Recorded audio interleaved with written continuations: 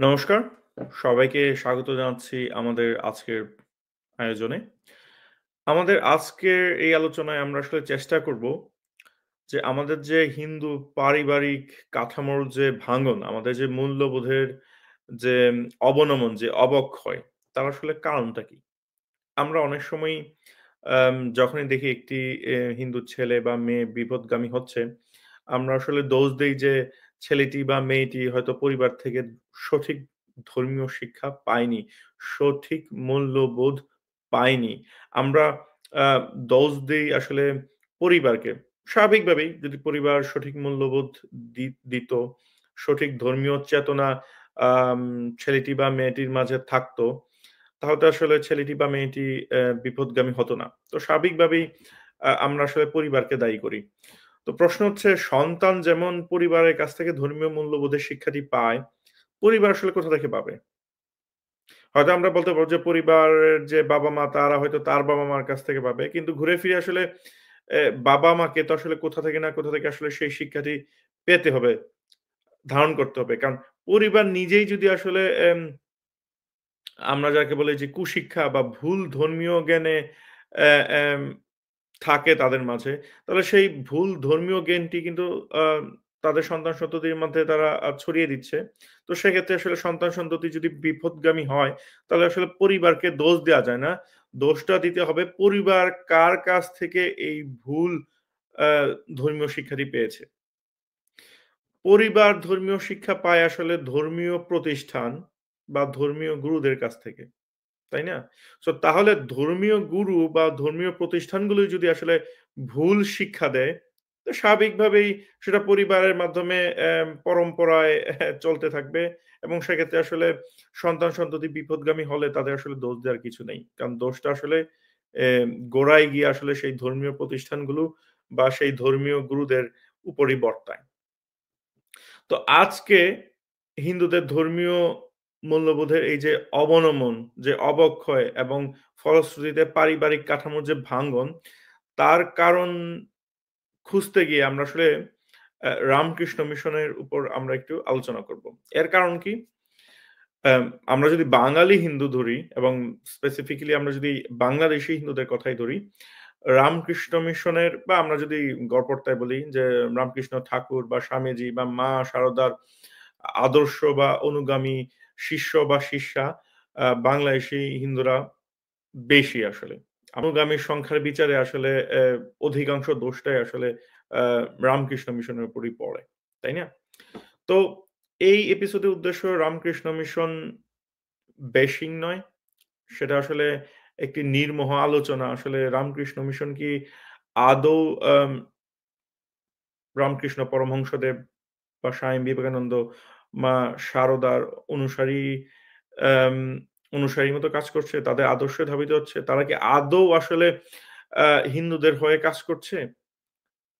তারা কি আদৌ সঠিক জ্ঞানটি হিন্দু পরিবারগুলোর মধ্যে দিচ্ছে? নাকি আসলে ভুল জ্ঞান দিচ্ছে এবং ফলশ্রুতিতে হিন্দু পারিবারিক কাঠামোর মধ্যে ভাঙ্গন, আম হিন্দু ছেলেমেয়ের ধর্মান্তর বা স্বাভাবিকভাবে বিপথগামী হচ্ছে? সেই বিষয়টি আমরা আসলে দেখব। তো আলোচনার শুরুতেই আমি আসলে অ্যাম শ্রী, শ্রী ঠাকুর রামকৃষ্ণদেব পরমহংসদেবের কয়েকটি বাণী আলোচনা আসলে করব। তো আশা করি আপনারা দেখতে পাচ্ছেন। আম বাণীগুলো স্বামী ব্রহ্মানন্দ সংকলিত শ্রী, শ্রী রামকৃষ্ণ উপদেশ থেকে নেয়া।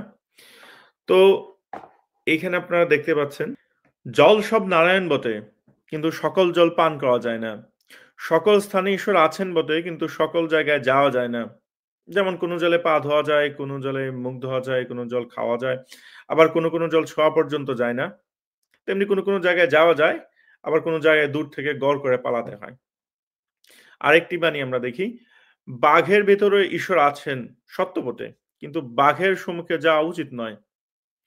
কুলুকের মধ্যেও ঈশ্বর আছেন সত্য, কিন্তু কুলুকের সঙ্গ করা উচিত নয়।" খুবই খেয়াল করবেন। কুলুকের মধ্যেও কুলক মানে দুর্জন বা খারাপ লোকের মধ্যেও ঈশ্বর আছেন অবশ্যই, কারণ সর্বজীব ঈশ্বর। কিন্তু কুলুকের সঙ্গ করা উচিত নয়। জি, শ্রীরামকৃষ্ণ পরমহংস দেবের এটি অত্যন্ত জনপ্রিয়।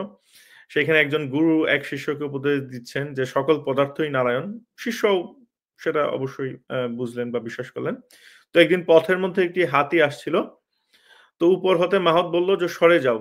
কিন্তু শিষ্য ভাবছে যে, "আমি যাবো কেন? আমিও নারায়ণ, হাতিও নারায়ণ। নারায়ণের কাছে নারায়ণের ভয় কি?" সে সরল না। শেষে হাতি শুঁড় দিয়ে তাকে দূরে ফেলে দিল এবং তাতে শিষ্যটি অত্যন্ত ব্যথা পেলেন। তো পরে সেই শিষ্য গুরুর কাছে এসে সমস্ত ঘটনা জানানোর পর গুরু বললেন যে, "ভালো বলেছ। তুমি নারায়ণ, হাতিও নারায়ণ। কিন্তু উপর থেকে মাহোত্রূপী যে নারায়ণ ছিল, তোমাকে সাবধান তো সে করেছিল। তুমি মাহৎ নারায়ণের তাহলে কথা শুনলে না কেন?" তো এবার আসি মূল কথায়। তো এই যে সর্বজীব ঈশ্বর সবকিছুর মধ্যে নারায়ণ, শ্রীরামকৃষ্ণ ঠাকুর কিন্তু স্পষ্ট করে বলে দিয়েছেন যে, দুর্জন বা কুলুকের মধ্যেও নারায়ণ আছে কিন্তু তার সঙ্গে আসলে কাম্য না। এবং হাতির মধ্যে নারায়ণ বা বাঘের মধ্যেও নারায়ণ আছে কিন্তু সেক্ষেত্রে মাহাত্ম্যরূপী নারায়ণের আসলেও কথা শুনতে হবে। কিন্তু সেক্ষেত্রে আরেকটি কোয়েশ্চেন যদি মাহাত্ম্যরূপী নারায়ণের মধ্যেও যদি ঝামেলা থাকে তাহলে তো ভাই তখন তার শিষ্য যদি মাহাত্ম্যরূপী নারায়ণের কথা শুনেও তো সে তো আসলে ভুল পথেই যাবে। তো আমার মনে হচ্ছে যে বর্তমান যে রামকৃষ্ণ মিশন আম তাদের যে কার্যকলাপ, তারা যে কাজকর্ম করতেছে, মনে হচ্ছে যে এই যে শ্রী রামকৃষ্ণ ঠাকুরের যে উপদেশ, ঠিক আছে? যে সর্বজীবে নারায়ণ তাই হাতিরূপী নারায়ণের সামনে থেকেও আমি সরব না। হ্যাঁ? কুলোকের মধ্যেও নারায়ণ আছে, আমি কুলোকের সঙ্গ ছাড়ব না। হ্যাঁ, বাঘের মধ্যেও নারায়ণ আছে। আমি বাঘের সামনেই দাঁড়িয়ে থাকবো। ঠিক আছে? এইরকম আসলে তাদের অবস্থা। তো আম এবং আপনি যদি সাধারণ আ আ হিন্দুদের মাঝে কথা বলেন, এমনকি যারা রামকৃষ্ণ মিশনের সদস্য, তাদেরও আসলে মতামত যে এদের কার্যক্রম কি? এরা কি আদৌ নিজেদের হিন্দু ভাবে? হ্যাঁ? তো আমরা ধীরে, ধীরে কয়েকটি বিষয় আসলে যাবো। তারপর দেখব আসলে রামকৃষ্ণ মিশনের বর্তমান কার্যকলাপ আসলে কান্ডজ্ঞানহীন।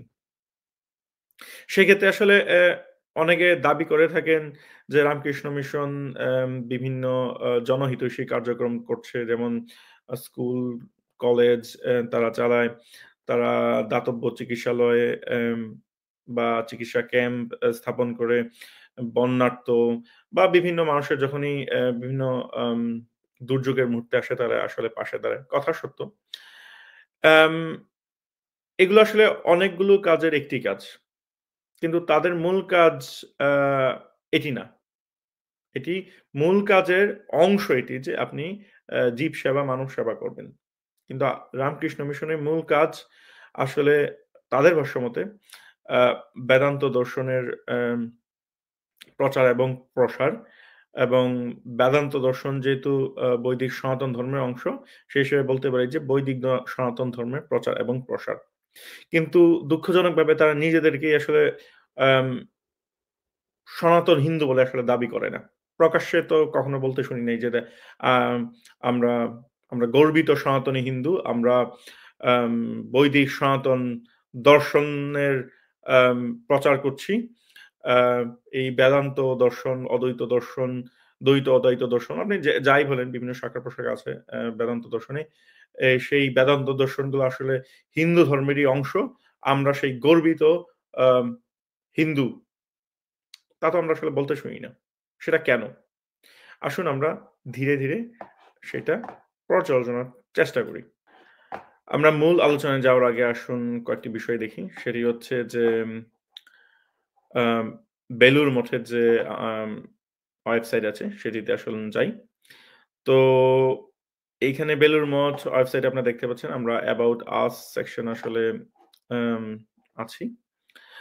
এইখানে লেখা যে রামকৃষ্ণ মঠ and Ramakrishna Mission are worldwide non-political, non-sectarian, spiritual organization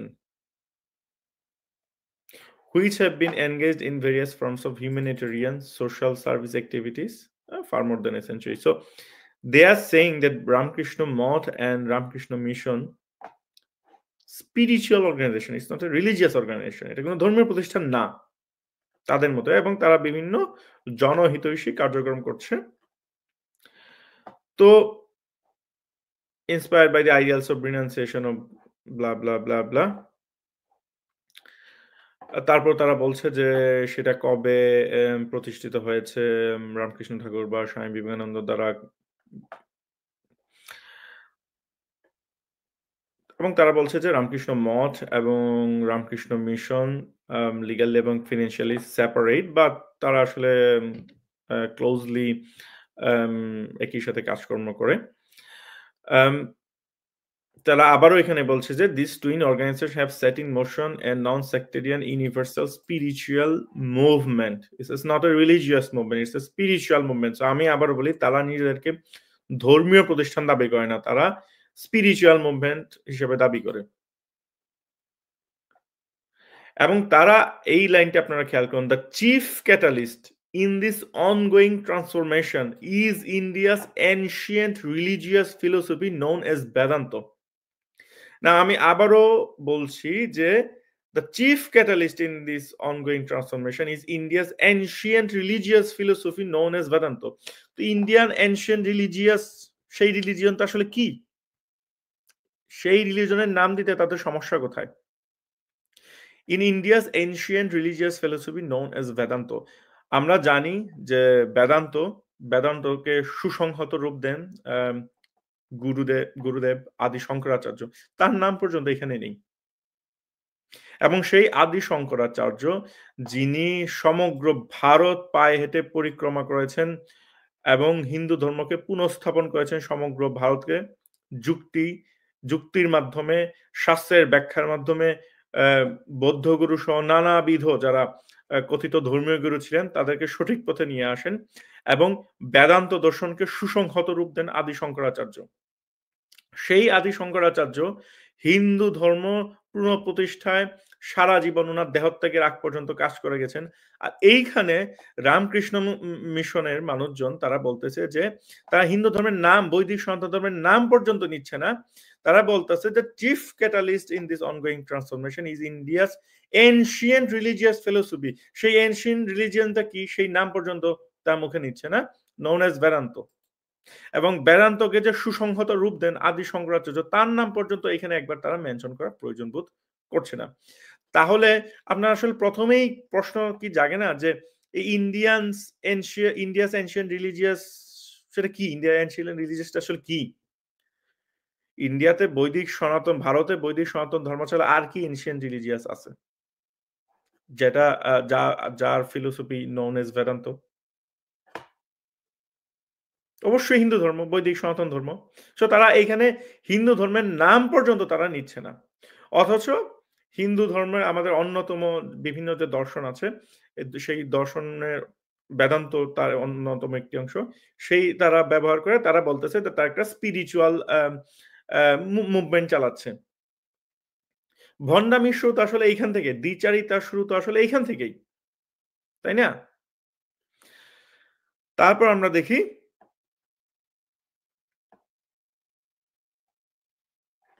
Vedanta alone has remained the dominant philosophy of India's religious tradition from Vedic times to the present day. তারপর তারা বলল যে বৈদিক দর্শন কিভাবে রামকৃষ্ণ ঠাকুর, স্বামী বিবেকানন্দ দ্বারা আসলে সুসংহৃত হয়েছে। এবার আসুন আরেকটি ইম্পর্টেন্ট, দি রামকৃষ্ণ অর্ডার কিভাবে দেখুন তাদের কথাবার্তা আসলে ক্রিশ্চানাইজড বা আমরা যারা বলি ওয়েস্টার্নাইজ হয়েছে। তার রামকৃষ্ণ অর্ডার বলে নিজেদেরকে, ঠিক আছে? The Ramakrishna order does not believe in conversion, nor does it indulge in the occult or sensational. এর মানে তারা ধর্মান্তরে বিশ্বাস করে না। খুব ভালো কথা, তারা ধর্মান্তরে বিশ্বাস করে না। The order places utmost importance on personal spiritual unfoldment and self services. এই যে লাইনটি আপনারা খেয়াল রাখবেন যে the Ramakrishna order does not believe in conversion, nor does it indulge in the occult or the sensational. তো আমি আপনাদের সামনে একটি টেবিল উপস্থাপন করব। আমাদের সাথেই থাকুন। আশা করি আপনারা দেখতে পাচ্ছেন। আপনারা দেখলেন রামকৃষ্ণ মিশন বলছে যে তারা আসলে কোনো রিলিজিয়াস কনভারসেশনে বিশ্বাস করে না। খুব ভালো কথা। এবার আমরা একটু দেখি যে যেহেতু আমরা আ বাংলাদেশের তথ্য আমাদের কাছে সঠিকভাবে এভেইলেবল না। কিন্তু ভারতের পপুলেশন সেন্সাস এর তথ্য আমাদের কাছে এভেইলেবল। আমরা যদি দেখি ১৯৫১ সাল থেকে ২০১১ সাল পর্যন্ত ভারতের পশ্চিমবঙ্গে আ হিন্দু এবং মুসলিম জনসংখ্যার যে ক্রমবর্ধমান হ্রাস বা ক্রমবর্ধমান আম উন্নতি, সেটা যদি আমরা দেখি, হিন্দুদের সংখ্যা আসলে হ্রাসই পেয়েছে এবং মুসলিমদের সংখ্যা ১৯% থেকে বেড়ে গিয়ে সেটা ২৭% হয়েছে। আর আমরা যদি আরেকটু দেখি, বাইরেরটুকু দেখি, এবার আপনারা ঠিকভাবে খেয়াল করুন। এই তথ্যটি আপনারা ভালোভাবে পড়ুন। অ্যাকর্ডিং টু আদভানি এট করাচি, মুহাম্মদ আলী জিন্নাহ। মুহাম্মদ আলী জিন্নাহ হচ্ছে আপনারা জানেন যে পাকিস্তানের জনক বলা যায় তাকে। Listen to Shami Ranganathan's lecture on Islam and Prophet Muhammad and remarked, "Now I know how to a true Muslim should be." এবং তিনি ট্রু মুসলমান বা সাচ্চা মুসলমানের কাজ উনি করেছেন ভারত বিভাগের মাধ্যমে। এবং আমরা এখানে দেখতে পাচ্ছি যে ভারতের পপুলেশন বেশ পশ্চিমবঙ্গে, কারণ আমরা জানি পশ্চিমবঙ্গে রামকৃষ্ণ মিশন এবং মঠের কার্যপরিধি অনেক ব্যাপক। সেই পশ্চিমবঙ্গে হিন্দুদের সংখ্যা হ্রাসই পেয়েছে। মুসলমানদের সংখ্যা ক্রমবর্ধমান বেড়েছে এবং মজার ব্যাপার হচ্ছে যে অ্যা স্বামী রঙ্গনাথনজি যেখানে তার কথা শুনে অ্যাম মোহাম্মদ আলী জিন্নাহ একজন সাচ্চা মুসলমান হয়েছেন, সেই স্বামী রঙ্গনাথনজি আমি উনাকে পুণ্যাত্মাই বলব যে উনাকে বেসিক্যালি এখানে যদিও মেনশন করা নেই, উনাকে পালিয়ে আসতে হয়েছে করাচি থেকে। তো এই যে এত ঢঙ্গের, আমি ঢঙ্গেরই শব্দ ব্যবহার, এই যে ঢঙ্গের বেদান্ত দর্শন আমরা ধর্মান্তরে বিশ্বাস করি না। তো সেই বেদান্ত দর্শন, স্পিরিচুয়াল মুভমেন্ট লাঠিগুতা খেয়ে করাচি থেকে পালাতে হলো কেন? আপনাদের কাছে আমার প্রশ্ন। তারা এই এ ইন্ডিয়াস এনশিয়েন্ট রিলিজিয়াস ফিলোসফি, সেই এনশিয়েন্ট রিলিজিয়ন এর নাম নিতে যাদের মুখে বাধে, যারা বৈদিক সনাতন ধর্মের অন্যতম দর্শন বেদান্ত দর্শনকে ব্যবহার করে তাদের ভাষ্যমতে বিশ্বব্যাপী স্পিরিচুয়াল মুভমেন্ট চালাচ্ছে। তারা নিজেদেরকে ধর্মীয় সংগঠনও বলে না, স্পিরিচুয়াল মুভমেন্ট চালাচ্ছে। তো তাদের সেই দর্শনে মুগ্ধ দর্শনের ব্যাখ্যায় তিনি স্বামী রঙ্গনাথের ব্যাখ্যায় মোহাম্মদ আলী জিন্নাহ নিজেকে সাচ্চা মুসলমান রিয়ালাইজ করতে পেরেছে এবং ভারত বিভাগ ঘটে। আমরা জানি তারপর সেই আলী জিন্নাহর পাকিস্তানে হিন্দুদের কি দশা হয়েছিল, হিন্দু, শিখ সহ ধর্মীয় সংখ্যালঘুদের কি দশা হয়েছিল। তো সেই এই কথিত তাদের স্পিরিচুয়াল মুভমেন্ট কেন এই করাচি সহ সমগ্র পাকিস্তানের লাইনে আসতে পারল না? স্বামী রঙ্গনাথনজি সহ লাথি খেয়ে আসতে হলো? আপনার কি প্রশ্ন জাগে না? এই যে পশ্চিমবঙ্গের অ্যা আমরা যে দেখতে পাচ্ছি যে পপুলেশন সেন্সাস ভারতের পপুলেশন সেন্সাস যেটা থেকে যে হিন্দুরা ক্রমবর্ধমান হ্রাসেই যাচ্ছে এবং মুসলিমদের সংখ্যা বেড়েছে। আপনি আর্গু করতে পারেন যে বহিরাগতরা এসেছে বা অমুক-তমুক। সেটা আসলে খুবই সাম্প্রতিক ফেনোমেনন। আপনারা যদি ১৯৫১ সাল থেকে ৭০-৮০ র দশকেও দেখেন অ্যা অ্যা মুসলমানদের সংখ্যা আসলে বেড়েছে। তাহলে কি আপনার প্রশ্ন জাগে না? এই রামকৃষ্ণ মিশন আসলে কাদের সার্ভ করতেছে? স্বামী রঙ্গনাথনজির কথায় জিন্নাহ যদি নিজেকে সাচ্চা মুসলমান রিয়ালাইজ করে এবং তার ফলশ্রুতিতে পাকিস্তান হয় এবং সেই স্বামী রঙ্গনাথনজি এই করাচি থেকে অ্যা লাথি খেয়ে বলবো যে ভারতে ফিরে আসতে হয়। তাহলে আসলে আপনার কি প্রশ্ন জাগে না রামকৃষ্ণ আসলে কাদের সার্ভ করছে? বা তারা যে কথিত স্পিরিচুয়াল মুভমেন্ট করছে সেই স্পিরিচুয়াল মুভমেন্ট এর আসলে বেনিফিশিয়ারি কারা? আর বর্তমান বাংলাদেশের যে পরিস্থিতি দেখি যেটা আসলে পাকিস্তানের দিকেই যাচ্ছে। ৪৭ পূর্ববর্তী পাকিস্তানের দিকেই যাচ্ছে। তো সেইখানে যখন হিন্দুরা ছিল না, তাই না? হিন্দুদের বসবাস উপযোগী আর যখন ছিল না, তখনই কিন্তু রঙ্গনাথানজি সহ রামকৃষ্ণ মিশনের পাটতাড়ি গুটিয়ে আসলে ভারতে চলে আসতে হয়েছিল। এ থেকে আসলে কি প্রমাণিত হয়? যদি হিন্দুরা না থাকে, রামকৃষ্ণ মিশনের এই নষ্টামির স্পিরিচুয়াল মুভমেন্ট এর আসলে কোথাও ঠাঁই হবে না। তাই নয় কি? সেটা আমরা দেখতে পাচ্ছি। রামকৃষ্ণ মিশনের চেলা চামুন্ডারা দাবি করতে পারে ইউরোপে আমেরিকাতে অ্যাম আ বেদান্ত দর্শনের বিভিন্ন আ প্রতিষ্ঠান আছে। আছে। ভাই এগুলো নাম কে ওয়াস্তে আছে। স্বামীজি প্রতিষ্ঠান করে গিয়েছিলেন কোনমতে খেয়ে বেঁচে পড়তে আছে। সে থেকে কোনো আউটপুট আসতেছে না। আর যেখানে আউটপুট আসার কথা সেখানে তো আমরা দেখতেই পাচ্ছি যে আ আ মোহাম্মদ আলী জিন্নাহর মতো লোক এই রামকৃষ্ণ মিশন জন্ম দিয়েছে। পশ্চিমবঙ্গে হিন্দুদের সংখ্যা কমছে, বাংলাদেশে হিন্দুদের সংখ্যা কমছে। অ্যা এবং আ অহিন্দু বা যারা আসলে বেদান্ত দর্শন বা বৈদিক সনাতন ধর্ম ধারণ করে না। কারণ বেদান্ত দর্শন তো বৈদিক সনাতন আ ধর্মের যে বিশাল দর্শনের সাগর রয়েছে সেই সাগরের একটা অংশ মাত্র। তো হিন্দুরা না থাকলে তো রামকৃষ্ণ মিশন থাকবে না। Stop, period. আর আমরা যদি দেখি রামকৃষ্ণ মিশনের সকল কার্যক্রম হিন্দু বিরোধী।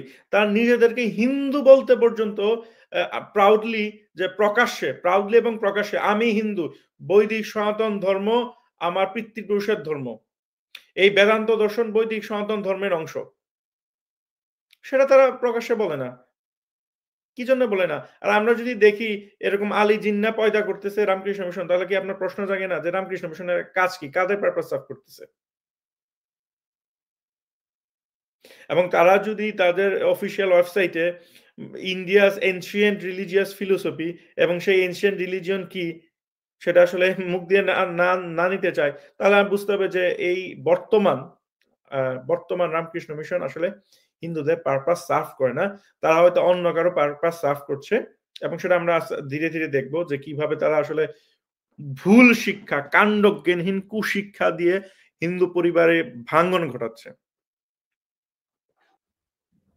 আশা করি আপনারা মোটামুটি ধারণা পেয়েছেন এই মুহূর্তে, প্রাথমিক ধারণা অন্তত পেয়েছেন যে এই উনারা কুমারী পূজাই করুক, উনারা রামকৃষ্ণ পূজাই করুক, স্বামীজির পূজাই করুক বা বিভিন্ন ধর্মীয় আচার-আদি যাই পালন করুক, কিন্তু উনারা সেই মানে যারা বলে যে যেই মূল ধর্মের উনারা যে অংশ, সেই বৈদিক সনাতন ধর্ম উনাদের নাম মুখে নিতে লজ্জা পায়।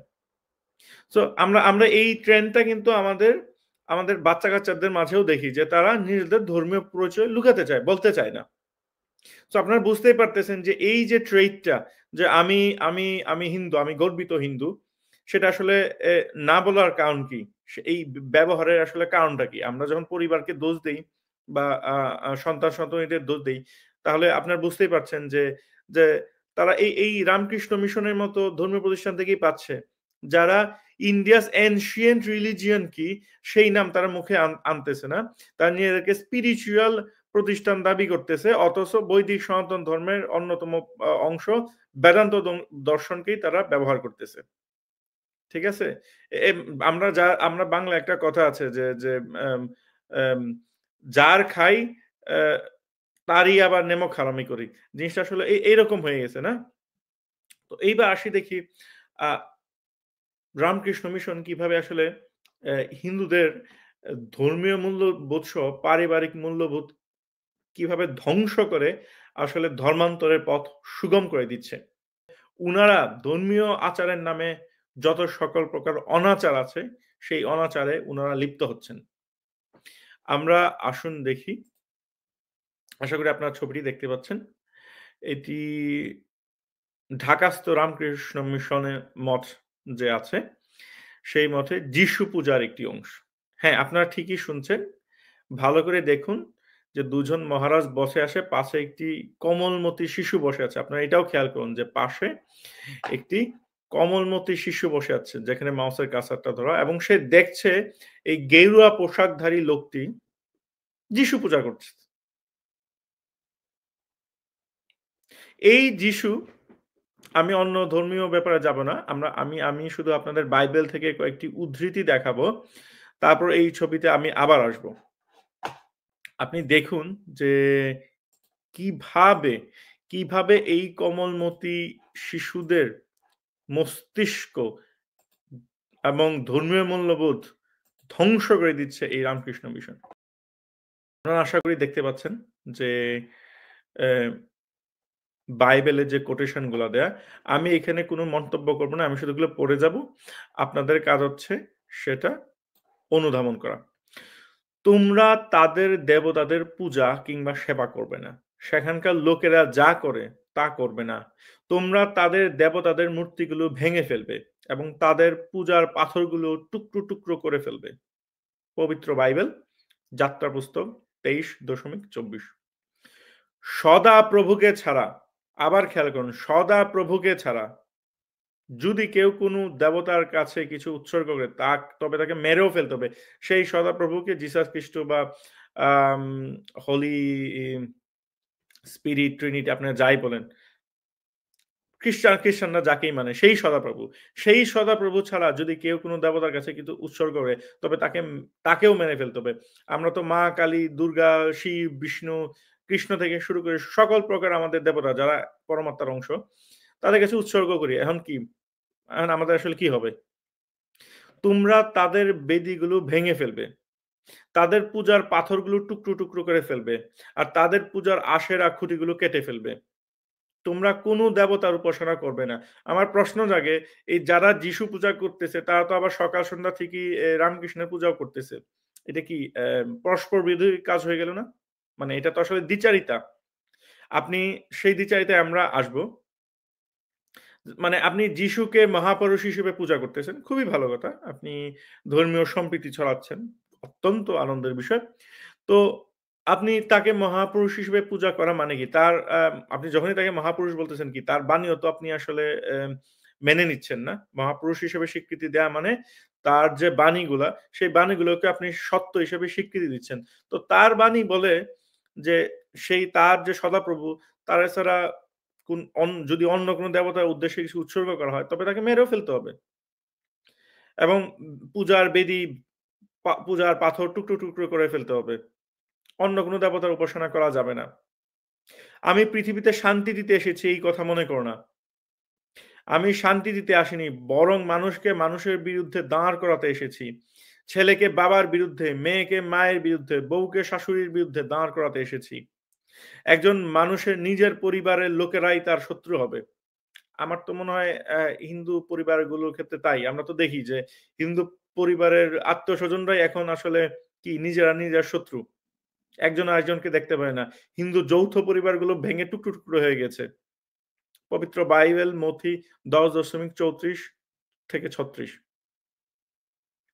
আপনি খেয়াল করুন, এই যে ছবির কমলমতি শিশুটি দেখতেছে যে রামকৃষ্ণ মিশন যিশু পূজা করতেছে। তো সে যদি বড় হয়ে খ্রিস্টান ধর্মে দীক্ষিত হতে চায়, আপনি কার দোষ দেবেন? আপনি কার দোষ দিবেন? শিশুটিকে? নাকি শিশুটির বাবা-মা যে বাবা-মাটি এই রামকৃষ্ণ মিশন নিয়ে এসেছেন? নাকি সেই নির্বোধ কান্ডজ্ঞানহীন এইসব মহারাজদের যারা এই যিশু পূজা করতেছে? আমরা দেখেছি যে ঢাকাস্থ যে রামকৃষ্ণ মিশন, সেই রামকৃষ্ণ মিশনের দেয়ালে বিভিন্ন ধর্মীয় আম আমি বলব যে অ্যা কথা চিকা মারা আছে। আঁকা আছে।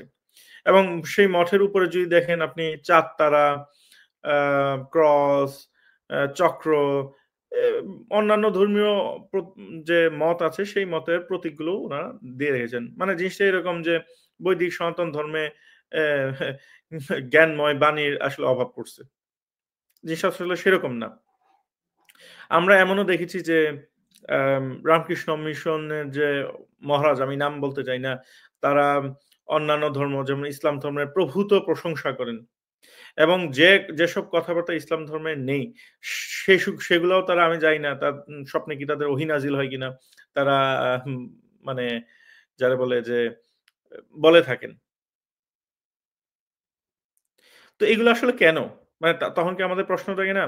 ধরেন এই যত মত তত পথ নামে অনেক সময় মহারাজা বলে থাকে যে রামকৃষ্ণ ঠাকুর ইসলাম ধর্মে সিদ্ধি লাভ করেছে ইত্যাদি, ইত্যাদি। সম্ভবত রামকৃষ্ণ ঠাকুরই একমাত্র মানুষ এবং একমাত্র অমুসলিম মানুষ। কারণ দুনিয়াতে আর কোন মুসলিম আসলে এরকম সিদ্ধি লাভ করে নাই। এট লিস্ট আম ইসলামী ইতিহাস তা বলে না। তো উনারা ইসলাম ধর্ম মোটামুটি সার্টিফাইড মানে রামকৃষ্ণ মিশন এবং মহারাজরা ওনার সার্টিফিকেশন দিয়েছেন যে আ ইসলাম ধর্ম সত্য ধর্ম। যেহেতু যত মত তত পথ এবং সব ধর্মের মধ্যে দিয়ে ঈশ্বরকে পাওয়া যায় সেটা ওনারা দাবি করেন। সব ধর্ম দিয়ে ঈশ্বরকে পাওয়া যায় কি যায় না সেটা আমাদের আলোচনার বিষয় নয়। আমরা দেখি যে কুরআনের একটি বাণী, সেই কুরআনের বাণী আসলে কি বলে? সেই কুরআনের বাণী বলতেছে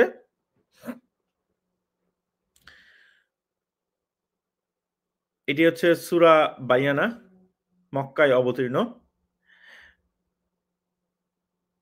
এখানে দেখেন আপনি কি বলছে? এখানে বলছে যে তাদেরকে এছাড়া কোনো নির্দেশ দেয়া হয়নি যে তারা খাঁটি মনে একনিষ্ঠভাবে আল্লাহর ইবাদত করবে, নামাজ কায়েম করবে এবং যাকাত দিবে। এটাই সঠিক ধর্ম। এই সূরা বায়নাই বলতেছে এইটাই সঠিক ধর্ম। ইসলাম সঠিক ধর্ম। তাহলে আমার কোয়েশ্চেন জাগে তে এই মানে এই আপনার যেহেতু রামকৃষ্ণ মিশন এর মহারাজরা যেহেতু সার্টিফিকেশন করেছেন যে সব ধর্মের মধ্যে ঈশ্বর দেওয়া ঠিক আছে, গুড। এবং সব ধর্মই সত্য। Very good. তাহলে ইসলাম ধর্ম বলতেছে এইটাই একমাত্র সঠিক ধর্ম। তাহলে তো রামকৃষ্ণ ঠাকুর আসলে ভুয়া। উনি যা বলছেন সবই তো ভুয়া। কারণ রামকৃষ্ণ ঠাকুর বলতেছে ইসলাম সত্য ধর্ম। গুড। ইসলাম যদি সত্য ধর্ম হয়, তো ইসলাম যা বলছে সেটাও তো সত্য। সেটাও তো আমাদের মেনে নিতে হবে, তাই না? ইসলাম ছাড়া বাকিগুলো আসলে ভুল ধর্ম। তাহলে আসলে রামকৃষ্ণ মঠ ও মিশন যা করতেছে আমরা একটু আগে দেখেছি যে যিশু পূজা করতেছে বা রামকৃষ্ণ ঠাকুরের পূজা করতেছে। তো এগুলো আসলে ভুল কাজকর্ম। এবং আপনি শেষের ৬ নাম্বারটি দেখেন, আহলে কিতাব ও মুশরিকদের মধ্যে যারা কাফের, তারা জাহান্নামের আগুনে স্থায়ীভাবে থাকবে, তারাই সৃষ্টির অধম। আবারও পড়তেছি, আহলে কিতাব ও মুশরিকদের মধ্যে যারা কাফের, তারা জাহান্নামের আগুনে স্থায়ীভাবে থাকবে, তারাই সৃষ্টির অধম। এই ব্যাপারে সন্দেহ নাই। আমরা যদি অন্য ঘটনা নাও দেখি, যে একটু আগে যে যিশু পূজার যে ছবি আমরা শেয়ার করলাম, এ থেকেই বোঝা যায় যে এম রামকৃষ্ণ মঠ ও মিশনের যারা আছে তারা আসলে কাফের। কারণ তারা আসলে আল্লাহ ছাড়া অন্য কারো প্রতি বিশ্বাস নিয়ে আসছে। কাফের মুশরিক যাই বলেন এবং তারা যেহেতু দুর্গা পূজা, অন্ন পূজাও করে, মূর্তি পূজারী, মুশরিক, তারা আসলে মুশরিক, কাফের সব সংজ্ঞাই পড়ে আসলে। তো ঠিক আছে? তো এই আয়াত অনুযায়ী তারা জাহান্নামের আগুনে একদম পার্মানেন্ট বা স্থায়ীভাবে থাকবে। সো কোন চিন্তা নেই, পার্মানেন্টলি থাকবে ওইখানে তারা। এবং তারা সৃষ্টির অধম। সো এই চরাচরে, বিশ্ব চরাচরে পৃথিবীতে যা আছে এর মধ্যে এটা সৃষ্টির অধম। আমারও মনে হয় তারা সৃষ্টির অধম। কারণ এইরকম দ্বিচারিতা, মানে এইরকম ভন্ডামি আসলে তো ভাই এরা যদি সৃষ্টির অধম না হয় তাহলে আসলে কারা হবে? তাই না? তো রামকৃষ্ণ মিশন না আছে ঘরে, না আছে বাইরে, না আছে জলে, না আছে ডাঙায়। তো এরা আসলে চাচ্ছেটা কি? একটা শিশু যখন দেখছে যে একটা মানুষ যিশু পূজাও করতেছে, একটা মানুষ নবী পূজাও করতেছে, একটা মানুষ দেবী দুর্গার পূজাও করতেছে, এরা আসলে কনফিউজড হবে। তাই না? এবার আমরা আসলে আলোচনা দীর্ঘ করতে চাই না। আ আমরা সর্বশেষ একটি পয়েন্ট নিয়ে আলোচনা করে আমাদের আজকের আলোচনা আসলে শেষ করব। তো সেটি হচ্ছে রামকৃষ্ণ পরমহংসদেবের যে গুরু ছিলেন তোতাপুরী মহারাজ। তোতাপুরী মহারাজ যে সন্ন্যাস শ্রেণীর মধ্যে অন্তর্গত ছিলেন, তা রামকৃষ্ণ পরমহংসদেব সহ বাকি সকল শিষ্যই গুরু পরম্পরা যে ঐতিহ্য অনুসারে সেই সন্ন্যাস শ্রেণীর মধ্যেই উনারা আসলে পড়বেন। আমরা জানি যে আদিগুরু শ্রী, শ্রী শঙ্করাচার্য ১০ নামী সন্ন্যাসী নামে একটি প্রতিষ্ঠান গড়ে তুলেছেন হিন্দু সনাতন ধর্মের রক্ষণ এবং প্রচার এবং প্রসারের জন্যে। মহাভারতের অনুশাসন পর্ব অনুযায়ী আসলে ৪ প্রকার সন্ন্যাসীর বর্ণনা আছে। সেটা হচ্ছে কুটিচর, বহুদৌকি, হংস এবং পরমহংস। এদের মধ্যে ১ম জনের থেকে পরবর্তী জন শ্রেষ্ঠ। অর্থাৎ আম পরমহংস হচ্ছে সর্বশ্রেষ্ঠ এবং কুটিচর হচ্ছে সবচেয়ে লোয়েস্ট লেভেল বা সবচেয়ে নিম্ন শ্রেণীর সন্ন্যাসী। ঠিক আছে? বৈরাগ্যের তারতম্য অনুযায়ী আসলে সেটা হয়। তো মহাভারতে বর্ণিত এই ৪ প্রকার সন্ন্যাসীর ভিত্তিতে অবলম্বন করে বৈদিক ধর্ম প্রচারের সুবিধার্থে শ্রী, শ্রী শঙ্করাচার্য ১০ প্রকার সন্ন্যাসী সংগঠন গড়ে তোলেন। শ্রী, শ্রী শঙ্করাচার্য প্রতিষ্ঠিত সরস্বতী, ভারতী, পুরী, বন, অরণ্য, তীর্থ, আশ্রম, গিরি, পর্বত এবং সাগর এই ১০ প্রকার সন্ন্যাসীদের ১০ নামী সন্ন্যাসী হিসেবে অভিহিত করা হয়। আলস্য ত্যাগ করে এ ১০ নামী সন্ন্যাসীদের সদা সক্রিয় থাকার আদেশ দিয়েছেন শ্রী শঙ্করাচার্য তার মঠানুশাসনে। আমি আবার বলছি, আলস্য ত্যাগ করে ১০ নামী সন্ন্যাসীদের সদা সক্রিয় থাকার আদেশ দিয়েছেন শ্রী, শ্রী শঙ্করাচার্য। ধর্ম রক্ষার্থে তার সকল সাংগঠনিক রূপরেখা পাওয়া যায় তার মঠ অনুশাসনের শ্লোকগুলোতে। যেহেতু আমি সংস্কৃতে পারঙ্গম নই, আমি শুধু আ বাংলা অনুবাদটুকুই পড়ব। মঠ অনুশাসন ৫:১১ হে আমার সন্ন্যাসীবৃন্দ! এই সময়ে ধর্মের মহতে হানি হয়েছে। তাই এই সময়ে সন্ন্যাসীদের ধর্ম প্রচারে মন্থরতা অবশ্য পরিত্যাজ্য। ধর্ম প্রচারে সর্বদা দক্ষতার আশ্রয় করবে। অর্থাৎ আলস্য ত্যাগ করে ধর্ম প্রচারে সদা তৎপর হবে। হে সন্ন্যাসীবৃন্দ! তোমাদের বলছি, ধর্ম প্রচারে বিঘ্ন যতই অধিক হোক, উপযুক্ত অধিকারী, যথোক্ত গুণসম্পন্ন আচার্য থাকলে কেউ কখনো আমার মত উচ্ছেদ করতে পারবে না। যেহেতু আমাদের ধর্মই সনাতন, অর্থাৎ উপযুক্ত উপদেশকেই সনাতন ধর্মের রক্ষক এবং ধর্মের প্রচারে উপযুক্ত উপদেশকের অভাবই হলো সেই মঠ অকর্মণ্য। আমি আবার বলি, ধর্ম প্রচারে উপযুক্ত উপদেশকের অভাব হইলে সেই মঠ অকর্মণ্য। ধর্মের প্রচারে রক্ষায় উপযুক্ত উপদেশকের অভাব হইলে সেই মঠ অকর্মণ্য। এই ১০ নামী সন্ন্যাসী একটি ছিলেন শ্রী রামকৃষ্ণ ঠাকুরের গুরু তোতাপুরী মহারাজ। শেষে পুরী নাম আপনি বুঝতেই পারতেছেন। তো গুরু শিষ্য পরম্পরায় যেহেতু রামকৃষ্ণ ঠাকুরের শিষ্য স্বামীজি এবং তৎপরবর্তী যত মহারাজরা এসেছেন, গুরু শিষ্য পরম্পরায় তারাও কিন্তু এই ১০ নামী সন্ন্যাসীর মধ্যে আসলে পড়েন। এবং শ্রী, শ্রী শঙ্করাচার্য যে আদেশ দিয়ে গিয়েছেন যে, ধর্মের প্রচারে উপযুক্ত উপদেশকের অভাব হলে সেই মঠ অকর্মণ্য। আমাদের যে সংক্ষিপ্ত আলোচনায় আপনার কি মনে হয় না যে রামকৃষ্ণ মঠ একটা অকর্মণ্য, একটি অলসদের আড্ডাখানায় পরিণত হয়েছে? আমরা দেখেছি যে ভক্তবৃন্দকে রীতিমতো আ মহারাজদের পায়ে এসে গড়াগড়ি দিতে হয়। আবার যে ভক্তের পয়সা বেশি সেই ভক্তের আবার আলাদা সেশন, প্রাইভেট সেশন পাওয়া যায়। আম দরিদ্র পোশাক অনুযায়ী যদি দেখে মনে হয় যে না এই ভক্তের আসলে পয়সা দেওয়ার অত ক্ষমতা নেই, তাদের আসলে মঠে জায়গা হয় না। এবং এই সন্ন্যাসীদের ভোগ নয়, ত্যাগের মাধ্যমে দেশে বিদেশে আনাচে-কানাচে আসলে গিয়ে সনাতন ধর্ম প্রচার করার কথা। আমরা দেখেছি যে বিভিন্ন মিশনারিজ গুলো খ্রিস্টান ধর্মে পাহাড় চট্টগ্রামের পার্বত্য অঞ্চল বা দেশের প্রত্যন্ত অঞ্চলে গিয়ে তারা আসলে ধর্ম প্রচার করতেছেন। মা আ খ্রিস্টান ধর্মে দীক্ষিত করতেছেন। কই আমরা তো দেখি না যে রামকৃষ্ণ মিশনের মহারাজগুলো তারা আ আ এই মঠের যে ৪ দেয়ালের বাইরে গিয়ে প্রত্যন্ত অঞ্চলে গিয়ে হেঁটে, হেঁটে এ এ বাসায় গিয়ে ধর্ম প্রচার করতেছেন। আমাকে দেখান। আমাকে দেখান একটা যে পার্বত্য চট্টগ্রামের যে দুর্গম এরিয়া বা দেশের অন্যান্য দুর্গম এরিয়া বা ভারত বা বিভিন্ন দেশেরই সেখানে গিয়ে তারা বৈদিক সনাতন ধর্ম প্রচার করতেছেন। এই ১০ নামের সন্ন্যাসীর প্রতিষ্ঠাতা শ্রী, শ্রী শঙ্করাচার্যের মঠানুশাসন মতেই এরা আসলে অকর্মণ্য মঠ। অকর্মণ্য মঠে পরিণত হইছে এবং ধর্মের প্রচারে উপযুক্ত উপদেশকের অভাবে এরা তো উপযুক্ত উপদেশ দিচ্ছে না। এরা কি দিচ্ছে? এরা দিচ্ছে যিশু পূজা করো। আম তারা সার্টিফিকেশন দিচ্ছে বাকি সব ধর্মগুলোই সত্য এবং কোমলমতি শিশুগুলা সেগুলা শিখে বড় হয়ে বিপথগামী হচ্ছে।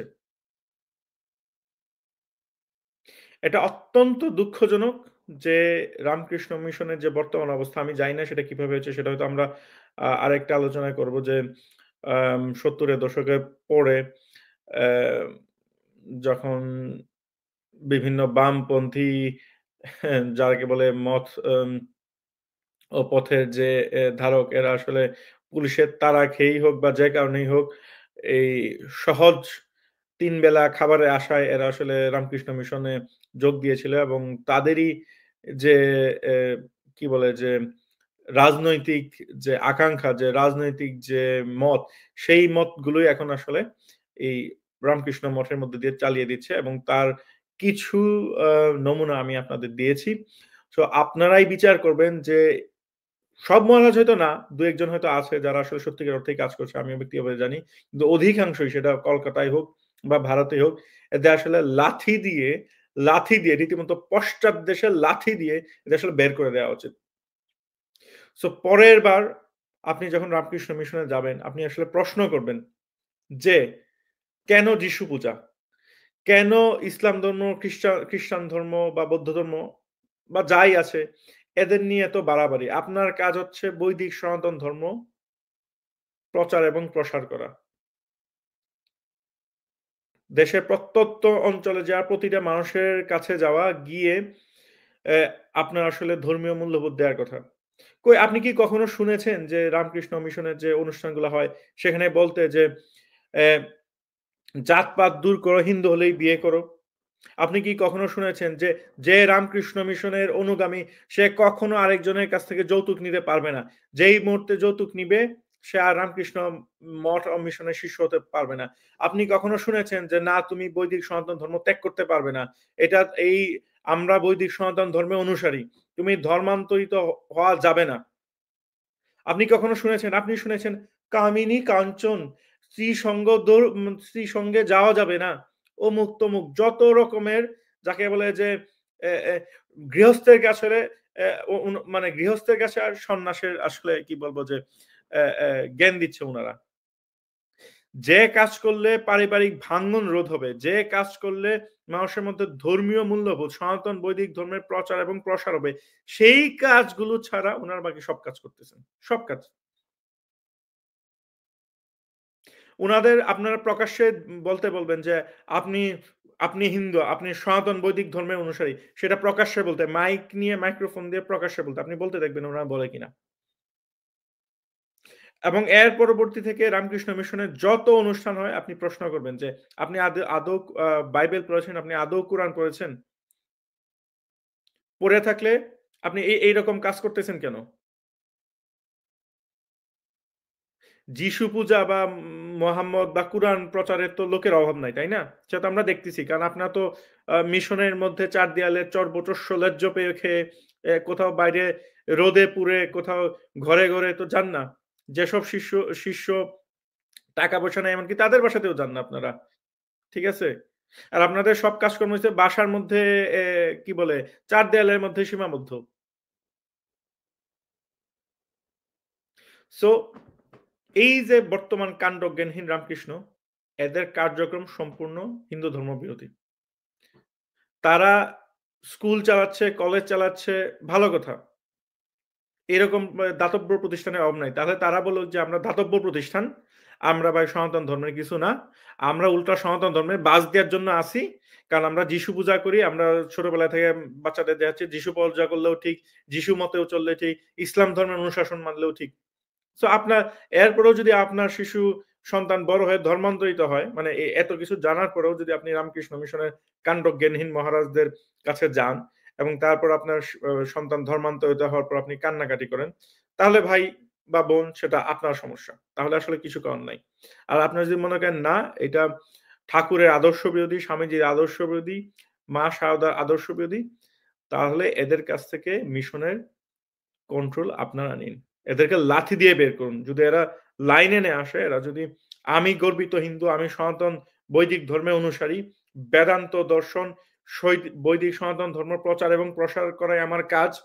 সেটা ঝড় হোক, বৃষ্টি হোক, পাহাড় হোক, মরুভূমি হোক, সব জায়গায় গিয়ে আমার প্রচার করতে হবে। এরকম যদি না হয়, আপনার উচিত এদের পরিত্যাগ করা। এদের একটি পয়সাও দিবেন না। না হলে এই করাচির মতো আজকে যদি বাংলাদেশে একটি হিন্দুও না থাকে, আপনার কি মনে হয় যে রামকৃষ্ণ মিশন থাকবে? আজকে যদি বাংলাদেশে আমরা দেখেছি যে করাচি থেকে লাথি খেয়ে আসছে। কই করাচিতে বেদান্ত দর্শন, যত মত তত পথ, হ্যাঁ? যিশু পূজা, আ মোহাম্মদের গুণগান কই? সেখানে তো আজকে আমরা রামকৃষ্ণ মঠ ও মিশনের কোন অস্তিত্বও দেখি না। যদি যার খাই তারই বাঁশ দেয়া যদি আমার স্বভাব হয়, তাহলে তো তোমার ভাই দরকার নাই।